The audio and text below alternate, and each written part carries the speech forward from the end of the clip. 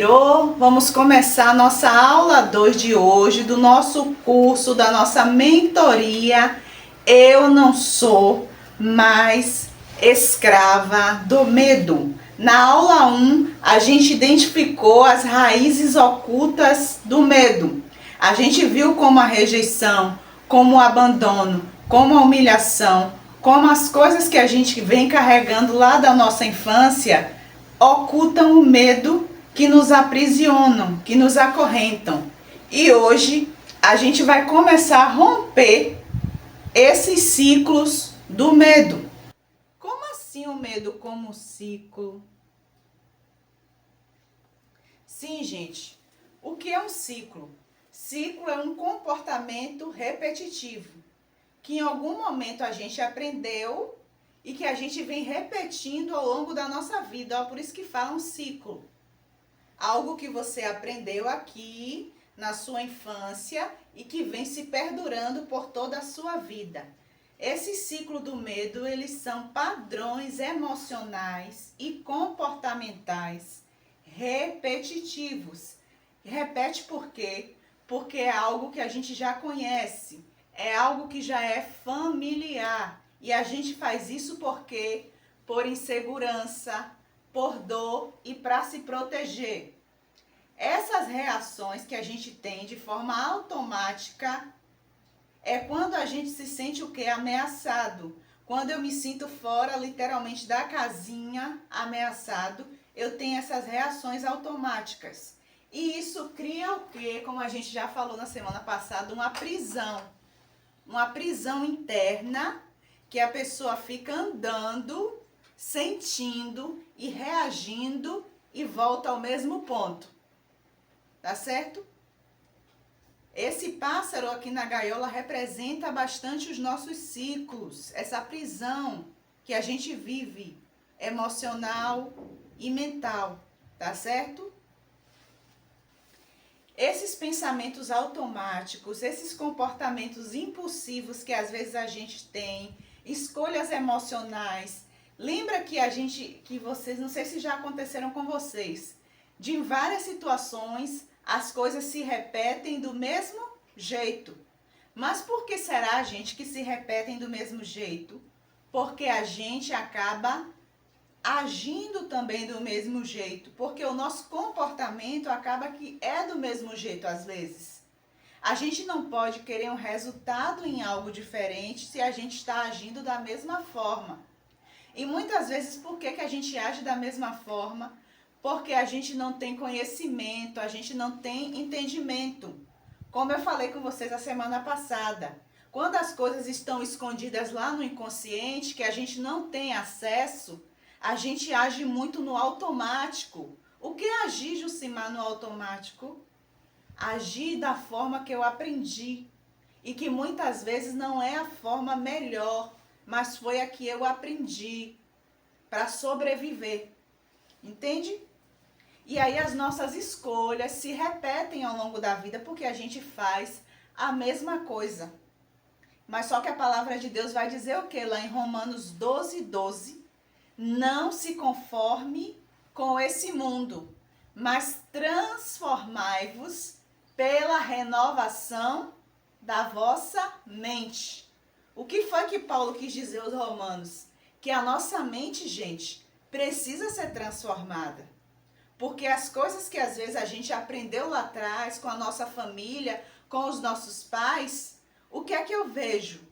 Muitas dessas coisas às vezes estão até contrárias à palavra de Deus, mas como a gente tem um vínculo emocional, a gente se apega àquele ensinamento como se fosse nossa boia de salvação.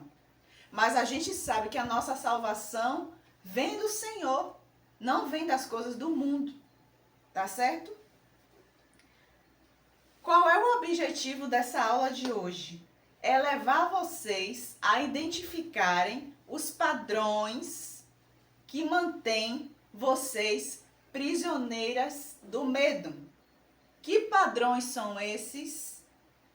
Perfeccionismo, autossabotagem, procrastinação e dependência emocional.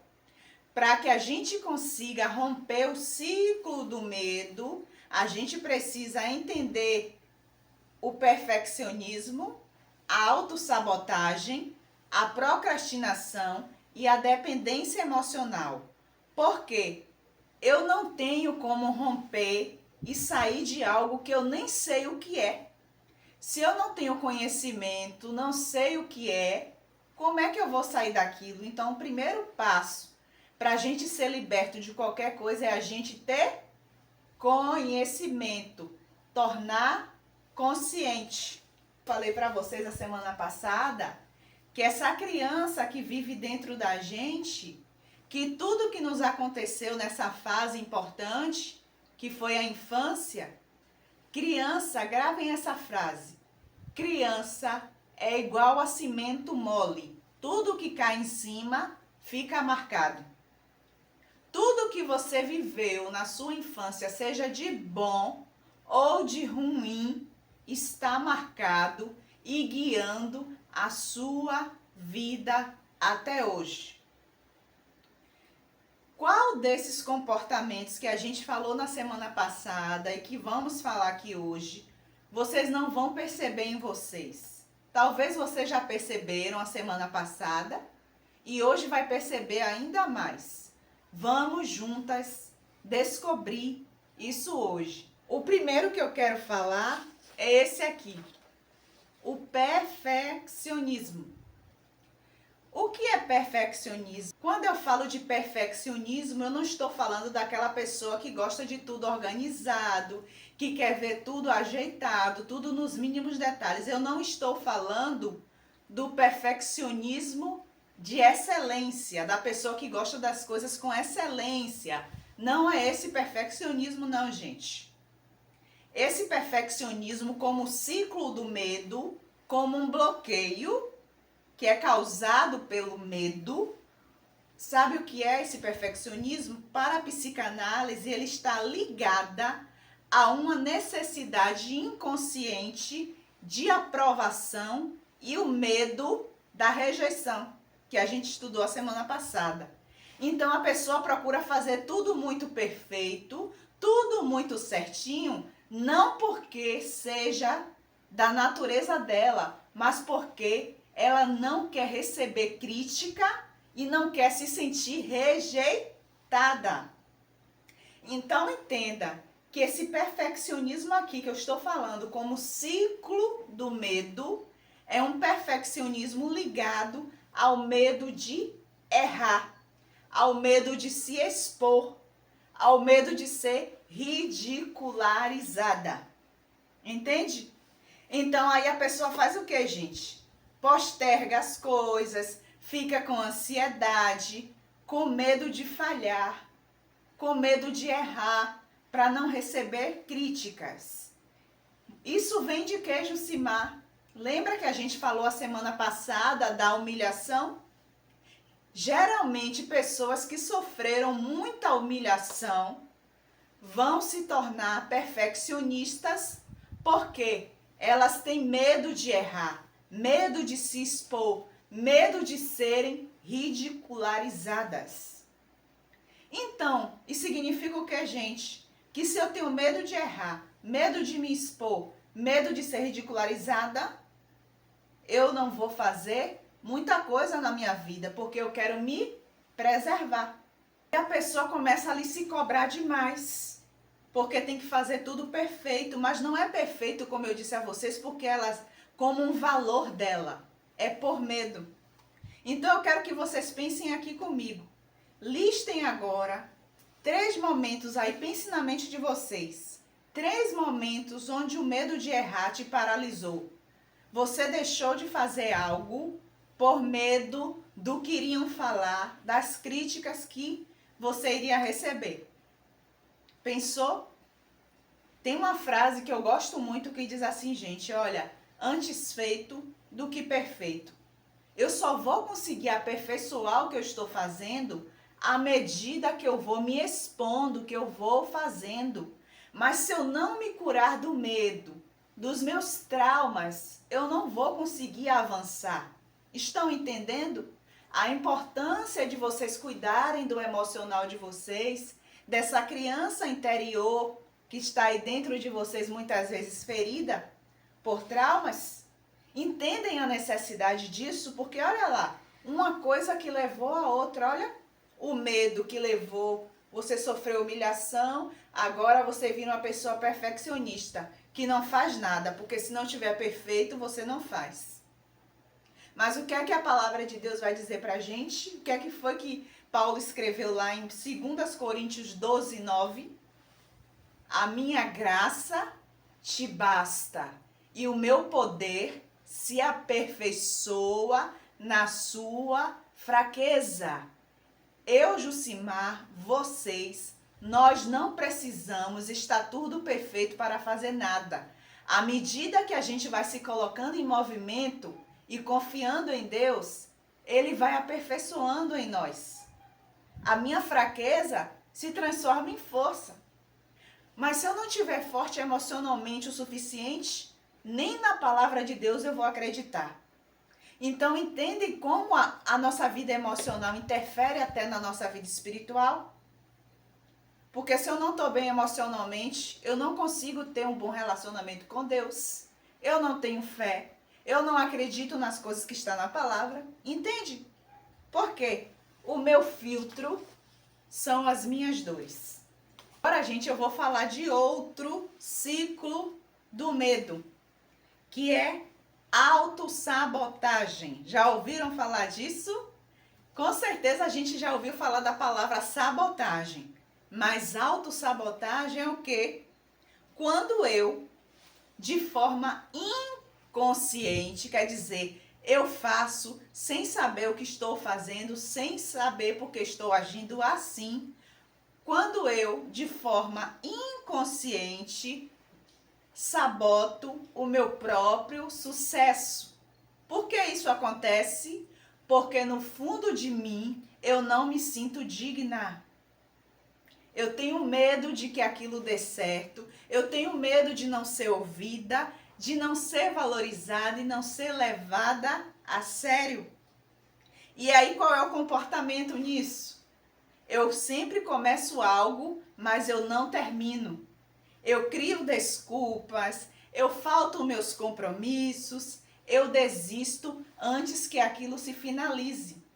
E essa pessoa aqui que está falando com vocês foi uma pessoa que teve que trabalhar muito a questão da autossabotagem. Eu tinha isso demais, gente, não sabia. Sabe quando foi que isso se abriu nos meus olhos?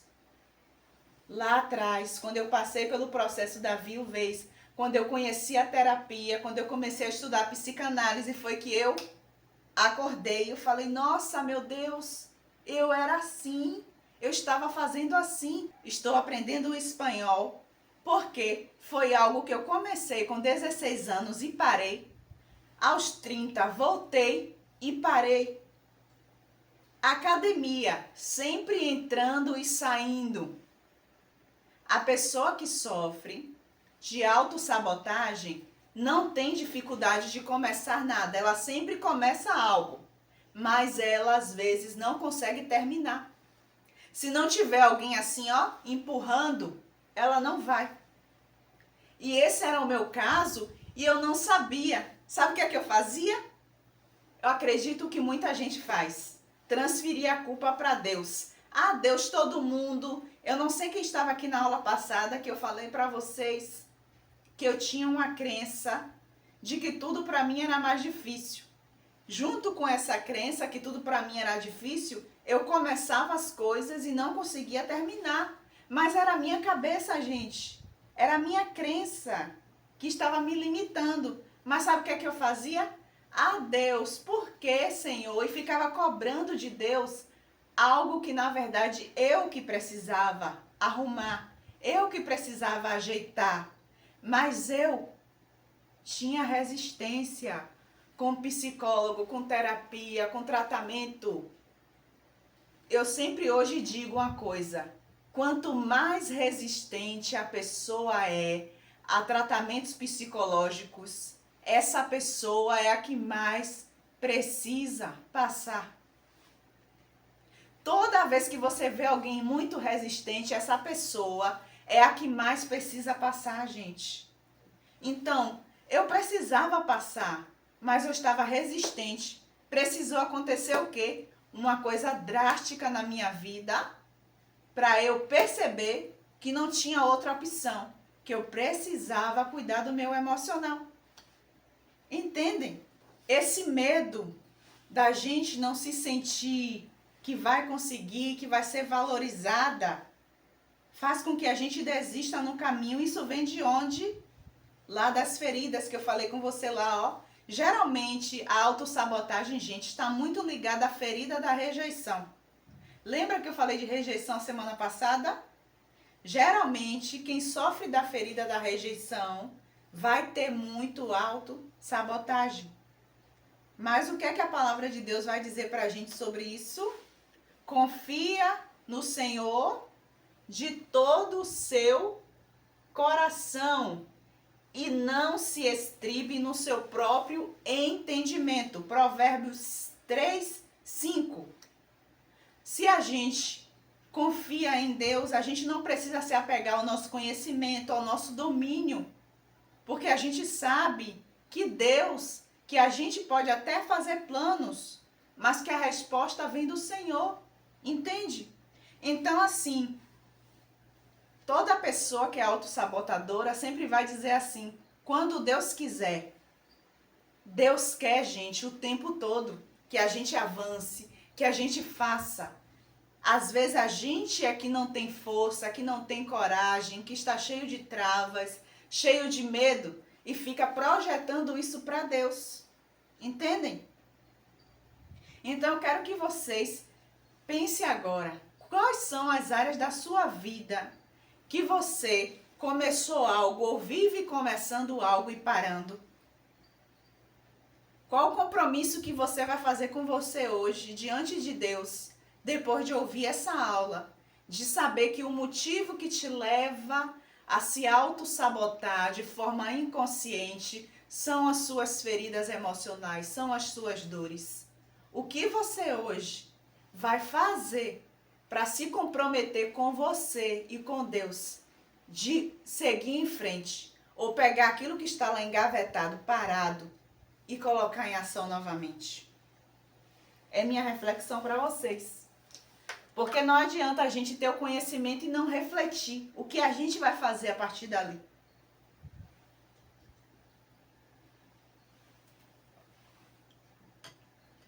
Estão entendendo? Conseguiram entender aí sobre a autossabotagem? Então vamos lá para o próximo. Esse aqui com certeza alguns de vocês já devem ter ouvido aí falar. Muito. Procrastinação.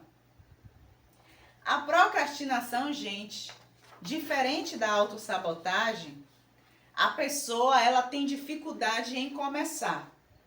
A autossabotagem, lembra que eu falei, a pessoa não tem dificuldade de começar. Ela começa, mas não termina. Já a procrastinação, a pessoa tem dificuldade de começar. Para a psicanálise, isso é o quê? É uma forma da pessoa evitar um desconforto emocional, uma dor. Talvez aquela tarefa você olha e te desafia.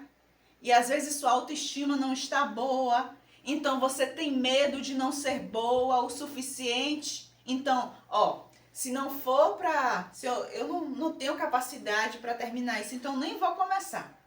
É difícil demais para mim. Essa plataforma é complicada, eu não vou nem começar. Entende, gente? Por que isso acontece? É o medo da gente não ser aceita, da gente não ser escolhida, da gente não se sentir boa o suficiente. Por que isso acontece? Lembra que eu falei lá? Críticas, rejeição. Se eu me sinto rejeitada, eu não me sinto boa o suficiente. É como se a minha presença no mundo fosse incomodar. Então, eu não quero incomodar ninguém. Entende? Então, sempre tem uma desculpa para fazer aquilo que precisa ser feito. Isso vai gerando o que na pessoa? Frustração, paralisia emocional, uma culpa muito grande. Por quê? Quando você não faz, aí você acaba vendo outras pessoas fazerem, você diz, meu Deus, se eu tivesse começado aquilo antes, talvez hoje eu já estaria avançada. Aí vem a culpa, vem um sofrimento muito grande, vem uma frustração muito grande. Por quê? O que tinha que ser feito, a gente muitas vezes não fez. Por que isso acontece? Por causa dessa ferida da rejeição também. Assim como a autossabotagem, a procrastinação também está muito ligada à ferida da rejeição, porque a pessoa não sente que ela é boa o suficiente. Por quê? Para eu sentir que eu sou boa o suficiente, eu preciso ter recebido essa base lá na minha infância. Mas se eu ouvir que eu sou burra, que eu não aprendo nada direito, que eu não sei fazer nada, que eu sou lerda, que eu nunca vou dar nada que presta, isso tudo vai gerando crença na minha cabeça, gente, porque eu não ouvi de qualquer pessoa. Eu ouvi de pessoas que me trouxeram ao mundo. Eu ouvi de pessoas que deviam me amar. E isso fica marcado em mim. Se essa pessoa que me trouxe ao mundo está dizendo que eu não sou capaz, é porque eu não sou. Então, se eu não sou capaz, para que é que eu vou começar algo se eu sei que não vou dar conta? Mas eu quero que vocês aqui entendam uma coisa junto comigo. Gente, a ciência vai dizer que o cérebro, ele pode sofrer algo de mudança chamado neuroplasticidade cerebral. O que é isso? O cérebro, ele pode ser transformado, ele pode mudar. Aí sabe o que é que eu fico pensando aqui nessa aula? Se o cérebro normal, ele pode mudar, imagina um cérebro que tem o Espírito Santo de Deus. Então, me diz uma coisa. O que é impossível é uma pessoa cheia do Espírito Santo de Deus que está decidida a fazer algo, mudar. O que é impossível para uma pessoa dessa? Nada. A única impossibilidade está aqui, ó, no que a gente quer acreditar, porque a gente prefere escutar as vozes das pessoas que infelizmente estavam feridas e nos feriram, do que escutar o que a palavra de Deus diz ao nosso respeito. O que é que a palavra diz? Eu sei que pensamentos tenho sobre vós, Isaías, pensamentos de paz e não de mal, para vos dar o fim que desejais. A gente sabe que tudo tem um tempo determinado, como a Bíblia fala em Eclesiastes, a gente sabe. Só que a gente não pode pegar isso como uma desculpa para não se colocar em movimento, entendeu, gente?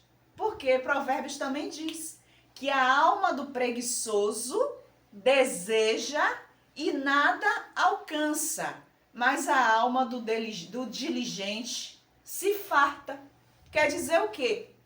Se eu tenho ou não tenho, a responsabilidade não é de Deus, é minha. Sou eu que, por causa dos meus medos, não tenho me colocado em movimento.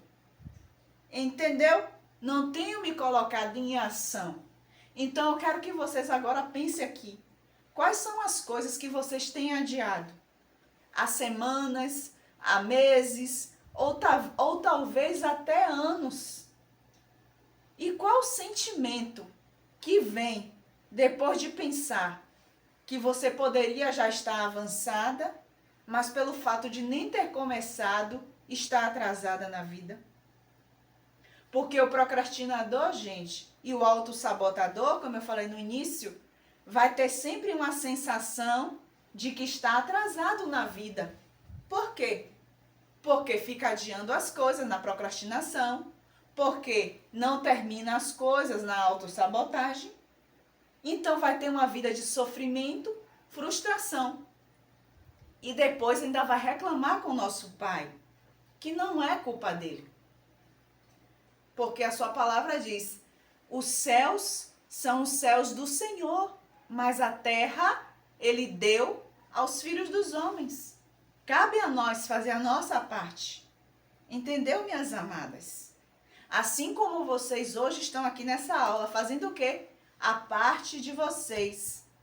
Tendo consciência de onde é que está a raiz dos seus medos, para poder fazer o quê depois? Avançar. Porque eu disse o quê? Eu não tenho como quebrar sair de um lugar que eu nem conheço, que nem sei. Por isso que essa consciência é importante a gente ter. Tá certo? O próximo bloqueio do ciclo de medo, dependência emocional. O nome já fala. Quer dizer que eu dependo emocionalmente de alguém. Gente, eu quero que alguém abra o microfone e diga para mim, por favor, quem é que depende de alguém emocionalmente? O ser humano, em que fase da vida ele depende de alguém emocionalmente para se regular? Eu acho que quando a gente está bebê, né? Criança que depende dos pais. Uhum. Muito bem, isso mesmo, como a gente falou.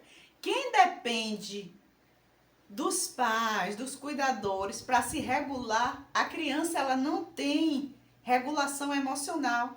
Ela sente as coisas, ela fica estressada porque ela não sabe o que é raiva, ela não sabe o que é medo, o que é pavor. Quem vai ensinando isso a ela, gente? Calma, filha, isso aqui é raiva, mas vai passar. Então, quem depende emocionalmente de alguém para se regular? A criança. Isso significa o quê? Que se eu, Jucimar, sou adulta e estou dependendo de alguém para eu me sentir bem, para eu me sentir feliz, para eu me sentir acolhida, para eu me sentir bem, significa o quê? Que eu estou presa na minha infância, por algum motivo. Por que, Jucimar, que a gente está presa? Ou porque você não se sentiu amada, ou porque o amor que você recebeu, talvez para o seu temperamento, não foi o suficiente, precisava de mais. Então você fica carente, você fica dependendo até hoje, mesmo adulta, de alguém. Então, a dependência emocional está ligada, gente, à rejeição ou abandono. A criança que sofreu rejeição ou abandono pelos pais, pelos cuidadores, ela vai crescer um adulto precisando, buscando nas outras pessoas o amor, a segurança, porque ela não conseguiu construir essa força dentro dela, entende? Ela não conseguiu, ela sozinha, se amar, se aceitar, se valorizar. Então, ela precisa do elogio do outro, ela precisa do abraço do outro, ela precisa da confirmação do outro, ela precisa da presença do outro. Sem o outro, às vezes ela acha que não consegue fazer nada sozinho. Se essa pessoa não estiver comigo, eu não consigo. Ela se vê como menor. Então, a dependência emocional, gente, vem do medo de ficar sozinha ou de ser deixada para trás. Como eu não quero ficar sozinha e nem ser deixada para trás, por quê? Porque eu já senti essa dor antes. E eu não quero passar por isso de novo. Então, o que é que acontece? Qual é o movimento aí que acontece? A pessoa fica presa em relacionamentos tóxicos. Porque tem dificuldade de dizer não, porque tem dificuldade de estar sozinha. Então, para eu não estar sozinha, eu entro em qualquer relacionamento amoroso, eu tenho qualquer tipo de amizade. Por quê? Porque isso não foi construído dentro de mim. Eu preciso da aprovação do outro, eu preciso da presença do outro, eu preciso do amor do outro. Porque o medo da rejeição me impede de eu me posicionar na vida e crescer na vida. Porque nas minhas emoções eu ainda sou uma criança. Emocionalmente, eu posso ter um corpo de adulta, mas nas minhas emoções existe uma criança aqui, ainda buscando afeto, ainda buscando atenção. Isso é a dependência emocional. Entende? Aí eu vou perguntar a vocês, será que vocês têm medo de desagradar alguém? Acha que não consegue fazer as coisas sozinha? Tem medo de ser abandonada? Por isso não fala o que pensa, nem o que sente? aí vai aceitando tudo, porque não quer ficar sozinha, prefere ficar com amizades, com relacionamentos que te adoecem, que não te valorizam, que não te respeitam, por causa da carência e do medo de ficar só. Mas o que é que a palavra de Deus vai dizer pra gente? Que ainda que o nosso pai e a nossa mãe nos abandonem, o Senhor nos acolherá. O salmista já falou isso. E Jesus também disse: eu estou convosco todos os dias até a consumação dos séculos. Ele não falou que seria perfeito. Então aquilo que os nossos pais não tiveram a capacidade de nos dar, que os nossos cuidadores não souberam nos dar ou não foi suficiente, a gente busca onde, gente? Em Deus. Porque só Ele é perfeito, só Ele pode suprir o que me faltou e o que faltou a vocês. Nenhum ser humano nessa terra, seja homem, seja mulher, é capaz de suprir as nossas necessidades emocionais. Fica pesado para os outros. Fica pesado demais alguém ser responsável em fazer você feliz. Quando a gente resolve isso aqui, a gente passa a não ser pesado para os outros. A gente consegue ter uma vida mais feliz, mais equilibrada, mais leve. E as coisas começam a andar. Por quê? Ao invés de eu jogar o peso no outro, eu digo, eu preciso buscar, eu preciso mudar, eu preciso melhorar, eu preciso me amar. E se eu não consigo fazer isso só, eu peço ajuda a quem? A Deus. Eu faço minha terapia, eu faço meus tratamentos, entende? Eu faço a minha parte. Porque viver uma vida assim, acorrentada pelo medo, gente, é terrível. É horrível. Você ser escravo. Por isso que eu falei, eu não sou mais escravo do medo. Porque o medo, que parece ser uma coisa pequena, na verdade, olha a gente querer ser perfeccionista e não fazer o que tem que ser feito, faz a gente começar algo e não terminar, faz a gente nem querer começar com medo da rejeição e faz a gente não querer ficar sozinha por medo. Porque eu não quero sofrer, porque eu já sofri. Entendem? Olha que ciclo doente. Olha que ciclo que nos adoece. O que é que a gente pode fazer, gente, para romper? Para começar a romper com esses ciclos? Como eu falei, olha lá, perfeccionismo, autossabotagem, procrastinação e a dependência emocional. Como é que eu posso começar a fazer para romper esse ciclo, Jucimar? Consciência. Primeiro a gente tem que ter consciência de que aquilo está acontecendo com a gente. Como eu falei com você, eu tive que ter consciência que aquilo estava acontecendo comigo. Porque, gente, se eu não tivesse consciência, eu não ia mudar. Qualquer pessoa do mundo, Deus poderia descer do céu e falar comigo: Jucimar, você está se auto-sabotando. Jucimar, você está com dependência emocional. Eu não ia ouvir. A mudança só começa, gente, quando a gente se conscientiza de que existe algo que precisa mudar. O que é que a palavra diz? Eu estou à porta e bato. Se você abrir, eu entro. Deus, ele não invade. A mudança tem que começar aqui por dentro. E o primeiro passo para a mudança é o quê? Reconhecer. Tirar do escuro aquilo que está inconsciente e tornar consciente. Falou aí na aula, eu tô vendo que eu preciso sair do perfeccionismo, eu não faço as minhas coisas, porque tem que ser tudo perfeito, porque eu tenho medo de crítica. Eu sou uma pessoa que quando eu começo as coisas, mas eu não consigo terminar, eu paro no meio do caminho. Eu não consigo nem começar. Minhas coisas ficam todas adiadas. Eu tenho dependência emocional, eu preciso das pessoas para me sentir feliz, para me sentir bem. Tem tanta gente ruim ao meu redor e eu fico permitindo, porque eu não me sinto feliz sozinha. Eu tenho medo da solidão. O primeiro passo é você reconhecer qual é o seu ciclo de medo, qual é a ferida emocional que você tem, qual é o trauma que você carrega. É o primeiro passo, reconhecer. Porque aquilo que a gente não reconhece, a gente repete. E aquilo que a gente repete, a gente não muda. Primeiro passo, reconhecer. Segundo passo, a gente precisa ter coragem para reprogramar a nossa mente. Porque a nossa mente, gente, é como um computador. Lembra? A gente nasceu com poucas memórias ali, que a gente herdou. Mas a maioria das coisas que hoje a gente sabe, que hoje a gente faz, a gente aprendeu.